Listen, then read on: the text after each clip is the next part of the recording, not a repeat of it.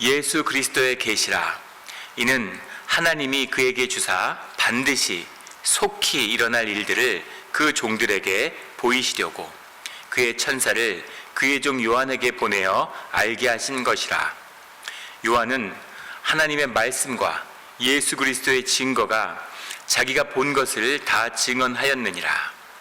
이 예언의 말씀을 읽는 자와 듣는 자와 그 가운데 기록한 것을 지키는 자는 복이 있나니 때가 가까움이라. 아멘. 오늘 말씀은 계시에 관한 말씀입니다. 예수 그리스도의 계시라. 주님이 우리에게 계시의 말씀을 주시는 거죠. 그런데 계시란 무엇일까요? 그리고 주님은 왜 우리에게 계시를 주시는 걸까요? 오늘 말씀을 통해서 주님의 계시를 만나는 우리 모두가 되기를 주의 이름으로 축원합니다. 오늘 본문 말씀 요한계시록 1장 1절부터의 말씀은 이렇게 시작합니다. 예수 그리스도의 계시라. 이는 하나님이 그에게 주사 반드시 속히 일어날 일들을. 예수 그리스도의 계시라. 계시라고 하는 것은 아포칼립시스라는 말입니다. 영어로 하면 uncovering, 뚜껑을 열어서 감추어 준 것을 드러낸다, 이런 말씀이죠. 현상의 세계 속에 숨어있는 영의 세계, 보이지 않는 세계, 본질의 세계, 그 세계의 진실이 무엇인지를 그의 종들에게 보이시려고 그 계시를 드러내셨다는 것이죠. 반드시 속히 온다라고 했는데, 반드시 온다라고 하는 것은 이 일들이 본질에서 성취된 일이기 때문에, 하늘에서 이루어진 일이기 때문에 반드시 땅에서 이루어진다라는 의미입니다. 이미 성취된 주님 안에서 이루어진 역사예요. 우리는 현상의 세계에 살고 있으니까, 이 시공간, 3차원의 시공간 안에 살고 있으니까 우리의 시간, 우리가 보는 이 현상 가운데에서는 열리지 않았지만 이미 성취된 주님의 역사, 결국은 실제화될 수밖에 없는 본질의 역사가 무엇인지를 우리에게 말씀하여 주신다라는 거죠. 속히 일어난다라는 것은 시간적으로 빨리 일어난다는 의미가 아니라 그 사건이 우리에게 임박했다는 겁니다. 주님의 뜻이, 주님의 섭리가, 주님 가운데서는, 이 무한 차원에 계시는 주님 안에서는, 이 영의 차원에서는 시공이 없으니까 시간성이라는 건 의미가 없죠. 우리가 생각하는 며칠 빨리 온다, 몇 시간 빨리 온다, 이런 개념이 아니라 임박한 주님의 뜻이 성취될 수 있는, 주님의 나라가 이 땅에 임할 수 있는 그 섭리의 역사가 가까이 와 있다라는 겁니다. 그렇기 때문에 우리는 주님의 계시를 통해서 본질의 일들을 알아야 한다는 것이죠. 우리 창세기에 보면 선악과를 먹고 눈이 밝아졌다, 이렇게 나옵니다. 눈이 밝아졌기 때문에 현상의 세계를 밝히 보는 것이죠. 근데 현상의 세계를 밝히 보기 때문에 영의 세계, 본질의 세계를 향한 눈이 감긴 것이죠. 장님이 된 것입니다. 그래서 본질의 역사를 보지 못해요. 그런데 현상의 역사는 잘 보는 겁니다. 끝없이 변화하는, 끝없이 물결치고 있는 현상을 따라가기 위해서 지치고 힘들고 숨이 찬 게 우리의 삶의 자리죠. 그런데 그 밑에 묵묵히 흐르고 있는, 성취되어 가는, 역사 가운데 이루어져 가는 주님의 섭리, 본질의 역사의 섭리가 있다라는 겁니다. 그것을 주의 자녀들에게, 종들에게 보여준다. 이것이 예수 그리스도의 계시다, 이렇게 말씀하고 계시는 거죠. 요한계시록의 말씀을 나누는데, 제가 우리 교회 와서 사역한 지 만 6년이 됐습니다. 해가 바뀌면 7년째예요. 그래서 우리 일일 묵상을 하는데, 일일 묵상을 이번 주로 성경 전체를, 강해를 통독으로 다 끝냈습니다. 그래서 저한테는 굉장히 감격적이고 말할 수 없는 은혜가 있었어요. 그런데 계시록을 제일 마지막에 다루었습니다. 계시록이 성경의 결론을 담고 있기도 하고, 또 계시록을 마주한다는 게 굉장히 마음에 부담이 되기 때문이죠. 왜냐하면 모든 이단, 모든 그런 이설들이 다 계시록에서 나오기 때문입니다. 그래서 계시록이 굉장히 오염돼 있어요. 신학적으로도 오염돼 있고, 그 오염된 신학들이 우리 개신교, 장로교 안에도 많이 침투해 있습니다. 그래서 온갖 회개한 이야기들이 계시록의 말씀을 타고 퍼져요. 그런데 계시록, 또 세상에서도 관심을 많이 갖고 있습니다. 왜 그렇게 계시록에 관심이 많을까요? 계시록을 종말의 시간표라고 여기기 때문인 거죠. 현상 세계 이야기로 받아들여요. 현상의 질서를 이해하는 어떤 그런 기준으로 삼으려고 하는 거죠. 그런데 그런 시간을 떠난 현상은 변화하는 것입니다. 그래서 온갖 이상한 해석들이 난무하지만 그것에 흐르는 본질의 역사가 있다라는 거죠. 그것을 드러내는. 그래서 계시록의 말씀이라는 것은 한없이 어려운 것 같지만 또 다른 측면에서는 어떻게 보면 한없이 쉬운 말씀이죠. 사랑을 한번 말씀을 우리가 배운다고 생각해 보세요. 사랑을 안 해본 사람한테 우리 학생 때 연애 한 번도 안 해본 친구한테 연애하는 기쁨을 어떻게 설명할 수 있겠습니까? 그거 이해할 수 있을까요? 들을수록 점점 어려워질 거예요. 새들이 노래를 해. 옆집의 개가 아침에 나를 보고 웃어. 야, 그게 말이 돼? 개는 웃지 못해. 그런데 본인이 연애를 해보면 정말 개가 웃는구나. 새들이 노래를 하는구나. 하늘이 나에게 미소 짓는구나. 이런 거를 마음으로 알게 되는 것이죠. 이해하려고 하면, 머리로 알려고 하면 점점 미궁 속에 빠져들고, 그리고 마음이 열리고 영이 열려서 주의 자녀의 눈에는 밝히 보이는 말씀, 이것이 계시록의 말씀입니다. 이 말씀이 밝히 열리는 우리의 때가 되기를 주의 이름으로 축원합니다. 이 계시록이라고 하는 것은 크게 4가지 환상이 이루어져 있다. 우리 일일 묵상을 따라오는 분들은 다 익숙하게 여러 번 접하셨을 거예요. 인자의 환상이라는 게 나오고, 하늘 보호자의 환상이 나오고, 음녀의 환상이 나오고, 새 예루살렘의 환상. 이 계시록은 구조로 이해하는 것이 굉장히 중요한데 4가지 본질 세계의 환상과 그것에 대응되는 현실 세계에서 보게 되는 섭리의 역사, 이것이 계속 짝을 이루고 있죠. 그래서 인자의 환상은 7 교회와의 계시와 만나고, 하늘 보좌의 환상은 7 천사, 7 나팔, 그리고 7 대접의 심판과 만나게 되는 거죠. 그리고 음녀의 환상은 바벨론의 멸망과 만나게 됩니다. 그리고 그 사이에 영적 전쟁이라고 하는, 그리고 어린 양의 혼인잔치라고 하는 중요한 사건이 들어있죠. 그리고 마지막에 새 예루살렘의 환상에는 거기에 대비되는 그런 현실 세계의 계시가 없어요. 특이하게도 그 이유는 하나님의 나라가 이루어져서 이 땅에 왔기 때문에 이 차원과 우리의 차원과 하나님의 차원이 구별되지 않는 새 예루살렘으로 주님의 무한 차원이 이루어지는 세계이기 때문에 거기에 대응되는 현실 차원이라는 게 없는 거죠. 그래서 새 예루살렘의 완성으로 이 말씀의 본문은 끝을 맺게 되는 거죠. 그런데 이 구조를 통해서 주님이 우리에게 알게 하시려고 하는 뜻이 있다는 겁니다. 왜 이 난해한 역사의 비밀을, 이 구원의 비밀을, 이 종말의 비밀을 왜 주의 종들이 알아야 되느냐, 그 뜻인 거죠. 왜 이것을 알아야 되느냐, 왜 우리가 신앙생활하고 교회 다니면서 열심히 살고 있는데 왜 이렇게 심오한 뜻을 우리에게 알려주셔야 되는 겁니까? 왜 우리가 이것까지 알아야 되는 겁니까? 그것을 알아야 할 이유가 있다는 거죠. 그 이유가 뭘까요? 그 이유가 뭘까요? 오늘 본문 말씀 2절에 보면 요한은 하나님의 말씀과 예수 그리스도의 증거가 곧 자기가 본 것을 다 증언하였느니라. 이 계시록에서 가장 중요한 말씀 중에 하나가 본 것이죠. 보다라는 말이 수없이 나옵니다. 보자와 보다라는 것이 가장 많이 나오는 그런 어휘예요. 빈출 어휘입니다. 본다라는 게 중요한 것은 나의 인격을 의미하는 거죠. 내가 만난, 내가 직접 만나고 내가 경험한. 엄마의 편지를 항상 받았는데 엄마가 누군지 만나본 적이 없어요.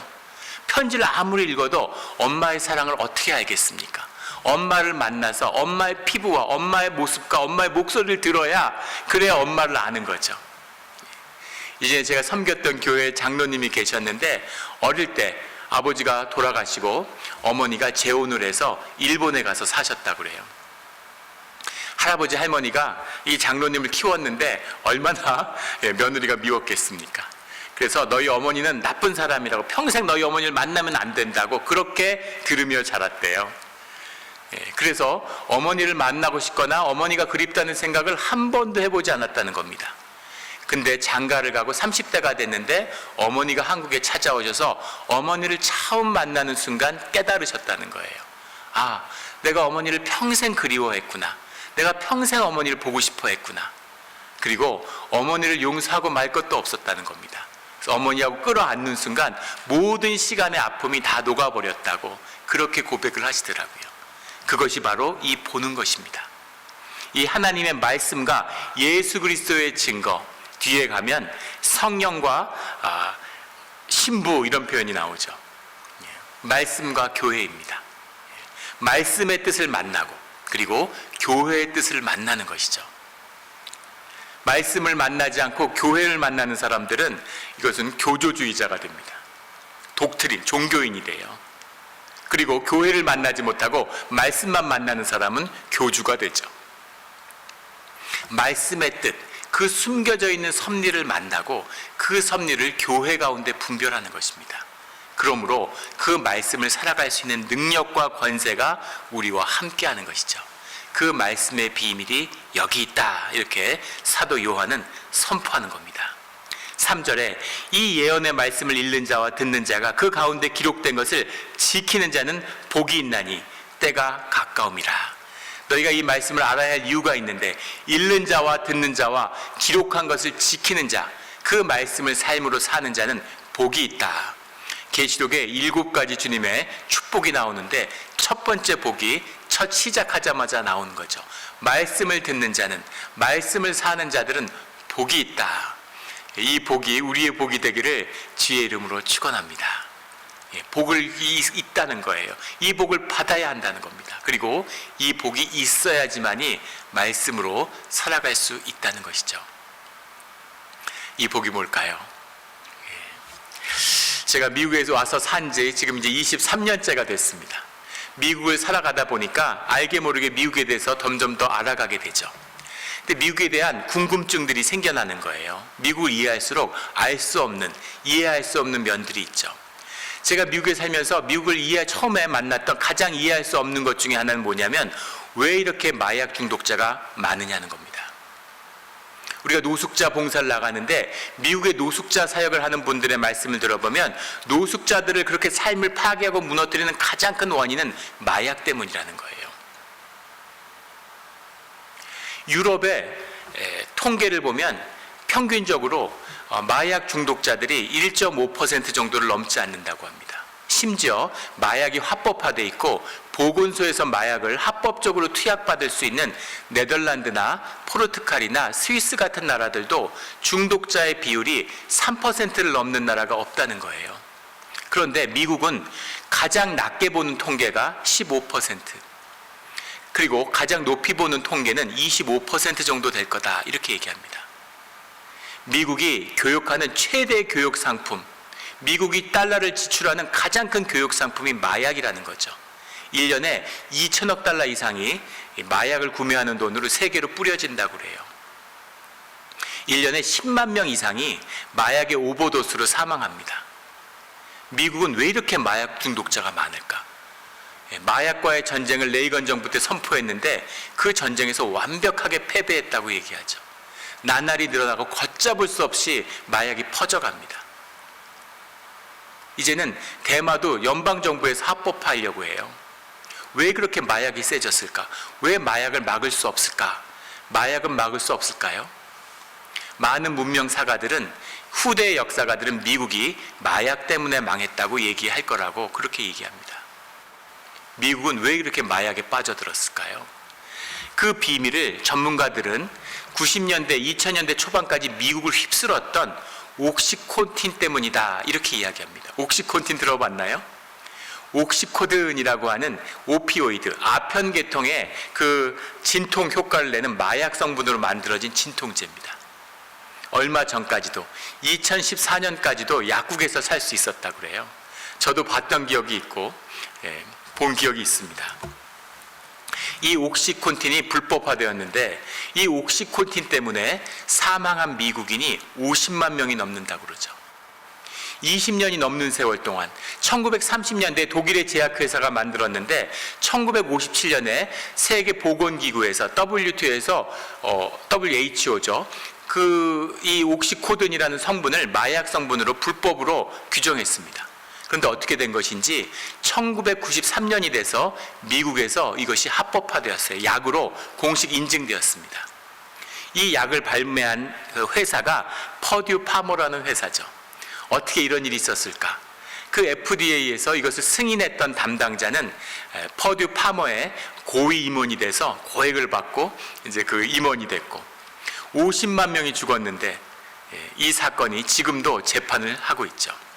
이 사건을 다룬 책이 베스트셀러가 됐던 돕식이라고 하는 책입니다. 돕식. 돕이라고 하는 것이 뭐 한국어로는 이제 이것을 마약 중독 이렇게 번역을 했던데 정확한 해석은 금단 증세죠. 돕식. 돕이라고 하는 게 드러그랑 같은 말이잖아요. 마약을 하다가 끊으면 그 진통이 심한 것이죠. 그걸 못 견디는 거예요. 이 옥시콘틴을 먹었던 수천만 명의 사람이 이 약이 불법화된 다음에 이것을 견딜 수가 없어서 그래서 이 사람들이 헤로인에 빠져들었다는 거죠. 진통을 견딜 수가 없으니까. 그래서 의문이 풀렸어요. 왜 대부분의 세계의 마약 중독자들은 다 필로폰이나 그 코케인 같은 업성분해, 사람을 흥분시키는 업성분해 마약들이 유행하는데 왜 미국은 헤로인이나 펜티놀 같은 다운성분해, 사람을 깔아앉히는 다운성분해 마약이 유행할까? 그게 항상 의문이었거든요. 근데 이 헤로인, 오피오이드 계통의 마약이 성행하게 만든 이유가 이 옥시콘틴 때문이라는 거죠. 이걸 고발한 책이 베스 베이시가 원작으로 쓴 돕식이라는 책입니다. 다큐멘터리로도 만들어졌고 영화로도 만들어졌죠. 이것이 이제 드라마화되기도 했는데 그 드라마화되고 영화화된 그 내용 속에 그 주인공으로 등장하는 이 버지니아의 탄광마을 에빙던이라는 데 있는 사무엘 피닉스라고 하는 의사의 이야기를 다루고 있어요. 사무엘 피닉스는 산부인과 의사지만 작은 탄광촌에 일하니까 거의 모든 환자들을 다 봤죠. 근데 이 퍼듀 파머가 자신들이 원래 가지고 있었던 의약 약품이 천천히 퍼지게 하는 MS 콘틴이라고 하는 그 성분을 가지고 옥시코돈과 합성해서 옥시콘틴이라는 걸 만들어낸 거죠. 그래서 그것을 지방의 작은 아주 공격적인 마케팅을 해서 지방의 탄광마을이나 이런 데다가 이것을 퍼뜨리고 파는 겁니다. 막노동을 하며 사는 분들, 육체노동을 하는 분들, 이런 분들은 늘 고통이고 몸에 진통을 안고 살아요. 그런데 이 진통제에 대한 수요가 항상 있는 거죠. 근데 옥시콘틴을 먹는 순간 마약처럼, 마법처럼 그 모든 진통이 사라지는 겁니다. 그리고 FDA에서 승인을 했으니까. 그래서 이 주인공인 이 사무엘 피닉스도, 이 사무엘 의사도 사람들에게 그 약을, 진통을 처리해 줍니다. 그 약을 처방해 주니까 낫는 거예요. 이 퍼듀 파머가 또 하나 놀라운 일을 해냈는데 돌발성 통증이라고 하는 브레이크스루 페인이라고 하는 새로운 의학 용어를 만들어냈다는 겁니다. 우리가 알고 있는 스트레스 이런 것도 다 제약회사들이 만드는 내용이죠. 스트레스가 뭡니까? 실체가 뭐예요? 근데 지금은 다 스트레스가 있다고 믿고 있죠. 사람들이 믿는 거예요. 약을 팔기 위해서 제약회사가 만든 것이죠. 그것처럼 이 브레이크스, 돌발성 통증이라는 내성이 생기고 마약 성분이 있으니까 도파민 수용체가 점점 마비되니까 약이 처음에 효과가 있는데 점점 효과가 떨어지는 거죠. 12시간 가던 효과가 8시간, 4시간으로 떨어지는데 약의 투여량을 2배, 4배, 8배 늘려가는 겁니다.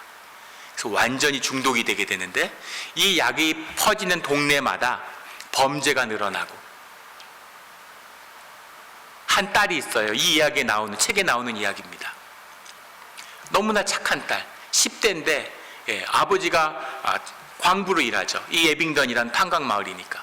아버지를 도와주기 위해서 아픈 아버지와 함께 탄광에 들어가서 아버지를 열심히 도와주는 딸이에요. 아프죠, 몸이. 하루 종일 탄광에서 일했는데. 그런데 이 약을 처방받는 겁니다. 그러니까 안 아픈 거예요. 병원에 가면 돈 든다니까 아프지 않다 그러고 아버지를 돕는 거죠. 그러다 옥시콘틴에 중독되고 나중에는 어머니의 지갑, 부모의 결혼 반지를 훔쳐다 팔고 약을 구하기 위해서 매춘을 하게 되는, 그러다 나중에 스스로 목숨을 끊게 됩니다. 정말 마귀의 역사죠.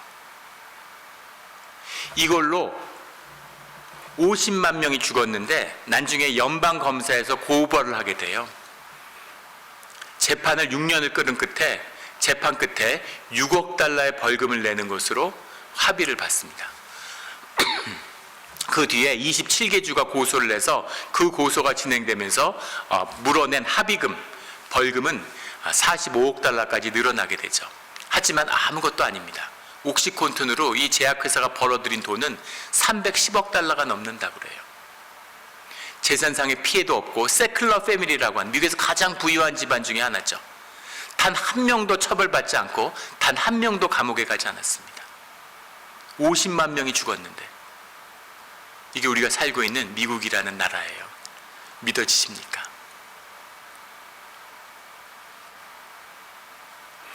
이 사무엘 피닉스라는 의사가 자기도 진통이 있으니까 옥시콘틴을 먹다가 중독이 돼요. 폐인이 됩니다. 의사도 못하고 폐인이 되어 있는데 그렇게 폐인이 된 이 사무엘에게 자기가 의사로 있던 병원에 같이 일하던 간호사가 찾아와요. 그래서 중독 치료를 하는 아주 좋은 클리닉을 아는데 거기 한번 가보라고. 의사잖아요. 잘 알죠. 못 고친다고 얘기합니다. 그런데 그래도 사람들이 효과를 봤다니까 한번 가보라고. 손해볼 게 뭐 있냐고. 그래서 차를 몰고 1시간 거리가 있는 클리닉에 찾아가는 거죠. 그 클리닉에 찾아가니까 클리닉에 일하는 사람들이 같이 앉아서 상담을 해요. 뭐라고 얘기하냐면 우리는 마약 중독을 어떻게 고치는지 그 방법, 어떻게 고치는지 그 방법을 모릅니다. 이렇게 얘기하는 거죠. 우린 방법을 모르고 방법을 당연히 가르쳐 줄 수도 없습니다. 이렇게 얘기하는 거죠. 근데 우리는 뭘 해주고 싶으냐면 당신이 왜 마약 중독을 그래서 벗어나야 되는지, 그걸 끊어야 하는 이유가 무엇인지 그 이유를 찾아주고 싶다고 그렇게 얘기하는 거죠. 그리고 물어봅니다. 당신의 직업은 뭐냐고. 의사라고. 뭐가 전공이냐? 그러니까 산부인과 의사라고 얘기하는 거죠. 몇 명의 아이를 받았느냐? 에빙던의 아이들은 내가 다 받았다. 내가 216명의 아이를 내 손으로 받았다고. 그 아이들은 지금 어디 있느냐? 그런데 이 사람이 말을 못하는 거예요. 비통함 때문에. 자기가 받아서 자기가 아픈 걸 치료하면서 키웠던 그 아이들한테 내가 바로 이 옥시콘틴을 직접 처방해 줬다고 그렇게 얘기하는 거죠. 비통한 눈물을 흘리는 겁니다. 그리고 이분이 정신이 번쩍 들어요. 걔네들은 어떻게 하고 있나?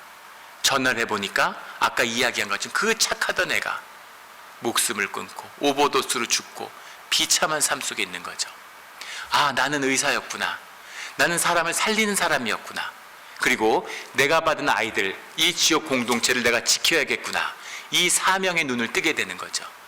그래서 아이들을 찾아다닙니다. 나랑 같이 치유받으러 같이 다니자. 같이 클리닉에 같이 다니자. 치료비 내가 다 댈게.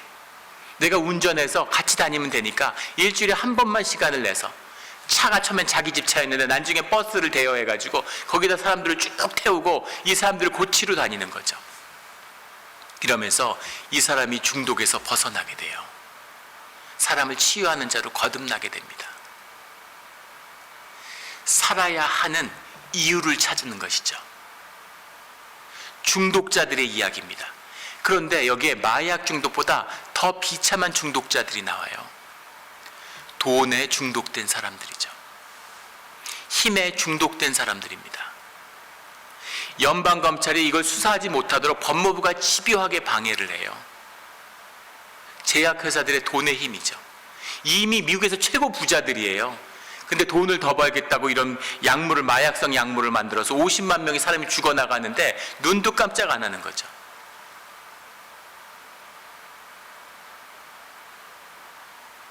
그 아픈 사람들, 이 판결을 하던 판사가 눈물의 판결을 합니다. 화제가 됐었다고 그래요. 말도 안 되는 판결인 걸 나도 알지만 이것을 돈을 받고 합의하지 않고 이렇게 재판을 끌면 재판이 수십 년 갈 수도 있다. 그러면 그 피해자들이 아무런 경제적 보상을 못 받고 치료도 못 받는다. 그렇기 때문에 비통하지만, 비터라는 표현, 비통하지만 합의를 할 수밖에 없고 이 판결을 빨리 내릴 수밖에 없다. 이런 얘기를 하는 거죠. 돈에 중독된, 이게 벌금으로 될 얘기입니까? 돈이면 다 되는, 돈에 중독된 것이죠. 마약 중독보다 더 비참한 게 돈에 중독된 것이에요. 왜 중독될까요? 왜 돈에 중독될까요? 중독이 되는 것은 사람들이 현상화, 세속화되었기 때문입니다. 본질의 세계, 영의 세계가 죽었기 때문이에요. 세속화되면 가장 먼저 나타나는 특징이 물질화되는 겁니다. 현상이 다니까 그게 전부니까 당연히 물질화되고 세속화되고 그 중심에 뭐가 있어요? 돈이죠. 그러니까 돈이 전부가 되고 돈이 삶의 이 살아야 할 이유가 되는 거죠. 그 다음에 세속화되고 물질화되는 사람들은 특징이 그 사람들이 전부 권위주의화 된다는 거예요. 힘에 중독된다는 겁니까? 왜일까요? 현상은 자꾸 변화하잖아요. 계속 변하니까 얼마나 불안하고 두렵겠어요. 그러니까 그거를 컨트롤하기 위해서 파워에 중독되는 거죠. 힘이 있어야 돼요. 힘을 가지고 힘을 추종하는 자들은 당연히 권위주의적이 됩니다. 그래서 세상이 세속화되면 점점 더 권위주의화돼요. 점점 자유롭게 될 것 같지만 반대로 가는 거죠. 이것이 영의 비밀입니다. 더 비참한 건 힘에 중독되고 돈에 중독되면 돈 벌고 힘 있는 사람 될까요? 예, 그럼 다 그렇게 됐지. 그렇게 되지 않아요. 힘에 중독된 남자들이 어떻게 됩니까? 아이들한테 폭력을 행사하고 와이프한테 폭언을 퍼붓고 그렇게 되는 거죠. 인간을 비참하게 만드는, 육으로 중독하는 마약보다 더 비참한 세상에 물질에 중독되고 돈에 중독된 사람들의 이야기죠. 여기서 벗어나는 길, 이것이 계시의 비밀입니다. 이 사무엘 의사가, 피닉스라는 이 산부인과 의사가 마약 중독에서 벗어나야 할 이유를 만나서 거기서 벗어나게 되는 것처럼 우리가 살아야 되는데 성경은 우리가 어떻게 살아야 되는지, 삶이 어떻게 풀리는지, 어떻게 하면 복을 받는지 종교에서는 그렇게 가르치죠. 마치 무슨 그런 코드가 있어서 그 코드를 풀면 복을 받는 것처럼, 잘 살게 되는 것처럼, 뭘 누리게 되는 것처럼 어떻게 누려야 되는지 그 하우를 가르쳐주지 않아요. 성경은 무엇을 말씀하고 있냐면 우리가 왜 살아야 되는지, 무엇을 위해 살아야 되는지, 삶의 어떠한 목적이 우리를 이끌어 가는지에 대한 계시의 말씀을 우리에게 주시는 겁니다. 그래서 그 말씀을 받은 자들은 살아야 할 이유, 믿음의 이유, 생명을 피워내야 할 이유를 만난 자들은 그 삶을 주님 안에서 살아가게 되는 것이죠. 광야에서 세상 가운데, 악한 세상 가운데 살아가는 우리 자신을 한번 보십시오. 예전엔 정치인들도 지금하고는 좀 달랐던 것 같아요. 자기 참모가 죄를 짓고 무슨 뇌물을 받아도 본인이 막 사퇴하고 그랬습니다. 책임을 지고 사과하고. 지금은 감옥에 가서 형을 살고 나와도 큰 소리 빵빵 쳐요. 아무 죄 없다고. 세상이 이렇게 타락했습니다. 점점 더 악해지죠. 영국의 한 인권단체에서 올해의 독재자를 뽑는데 이 온라인 투표로 인권단체가 주관해서 매년 12인의 후보를 발표한다고 합니다. 올해에도 김정은이 후보에 올랐대요. 근데 놀라운 건 그 12인의 독재자들이 다 만만치 않다는 겁니다. 그 세계도 웬만큼 악해서는 쉽지 않은 거죠. 한 번도 올해의 독재자를 못했답니다. 김정은이. 예. 올해도 쉽지 않다고 그래요. 세상이 얼마나 악하고 독하면 이렇게 될 수가 있습니까? 더 문제는 그 악하고 독해지는 이 종말적인 세상의 끝에서 우리의 자녀들이 살아가게 된다는 거예요. 이 세상을 살아갈 수 있는, 이 광야의 길을 살아갈 수 있는 이유, 생명을 피워내야 할 이유, 그 이유를 주의 자녀들이 알아야 된다는 것이죠. 그것이 생명을 피워내는 복이 된다는 겁니다. 이 계시의 말씀을 받아 생명을 피워내는 우리와 우리 자녀, 우리 교회가 되기를 예수 그리스도 이름으로 축원합니다. 아멘. 함께 기도드리겠습니다.